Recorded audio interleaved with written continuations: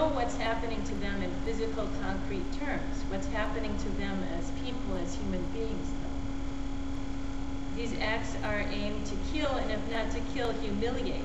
Again, to take from these people their dignity, really. According to Hallie, when we feel so humiliated, literally when we feel ourselves no higher than dirt, then our lives are maimed at the very center, in the very depths. Not merely in some location in our bodies. And when our lives are so maimed, we become, he says, instruments or slaves or things. That is, we ourselves begin to think ourselves to be instruments, slaves, or things. One's own sense of dignity begins to recede. To treat this population in this way, to rape their wives and daughters, to burn villages and force their exit from their homeland, and for this to continue for years, as it has in Darfur, is to take away hope for the future. Again, we can listen to Frankel, who went through this. He says the prisoner who had lost faith in the future, his future was doomed. If you lose faith in the future, your health begins to decline.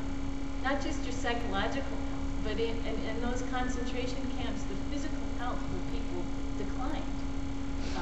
If you've ever read that book, it's very intriguing.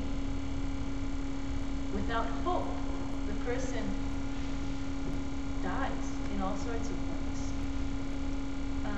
And then there's us, the third group of people. We who are in this land of comfort and stability. What part do we play in all this? Hallie gives two perspectives. And one comes from a person who sent him a letter. The letter reads like this. You won't like it. The Holocaust, dear professor, was like a geological event, like an earthquake. No person could start it, no person could change it, and no person could end it. And no small group of persons could do so either. It was the armies and the nations that performed actions that counted. Individuals did nothing. You sentimentalists have got to learn that the great masses and the big political ideas make the difference. And then there's this other perspective, which cannot refute the former, but can give another approach. It's the approach of many, I think, not least of which was St. Francis, by the way, in whose tradition this university was founded. Just before World War I, someone wrote a prayer and called it the Prayer of St. Francis. You might have heard it before. Lord, make me an instrument of your peace. Where there is hatred, let me sow love. Where there's doubt, faith. Where there's despair, hope. And it continues, right? So the other approach in the midst of such suffering is to become instruments of peace. And as citizens in a powerful, influential democracy, maybe we can. Hopefully the historians and political scientists can shed more light on this. The question then becomes, will we? Are there, there's where we stop talking and that's where action begins. Ivan in the Brothers Karamazov says that Christ-like love for man is a miracle impossible on earth. He was God, but we are not gods. For him, people simply are not up to truly loving others. Hallie, hoping the opposite, echoes the prayer of St. Francis, in which we hear that it is in giving that we receive.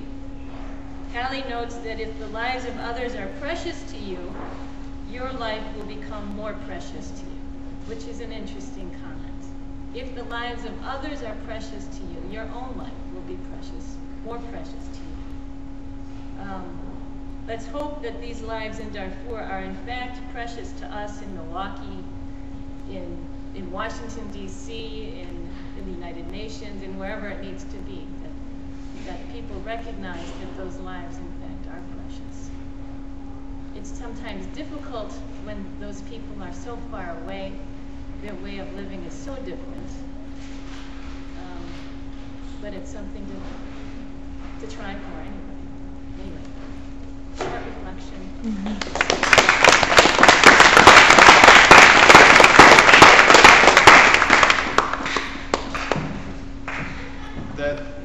Thank you. That was great, and you sparked something in me that I thought was worth mentioning. You talked about how hope you know, your health can actually depend on your hope, and how the people who are going through these things have to have hope. But if we try to imagine what hope looks like for the people of Darfur, it's pretty difficult. What is their hope? Is it you know, a goat that they lost? Is it, I mean, it could be almost anything, their shelter or whatever. And I think we'll have some time now where people, and I encourage you to, you know, try to make a lantern. And to me, when I first thought of the project, what immediately came to mind is how a lantern is a symbol of hope. But yet, the situation there is so bleak. So how do you contrast that hope, the need for hope, with a situation that is almost hopeless? And so if that gives you any inspiration for making something like that, you know, there, I offered it to you. So anyone like to add about what's taking place now? I imagine we'll have a little break, enjoy whatever you can here, and we'll have the candlelight vigil later. And we'll have some drumming for that as well, I understand.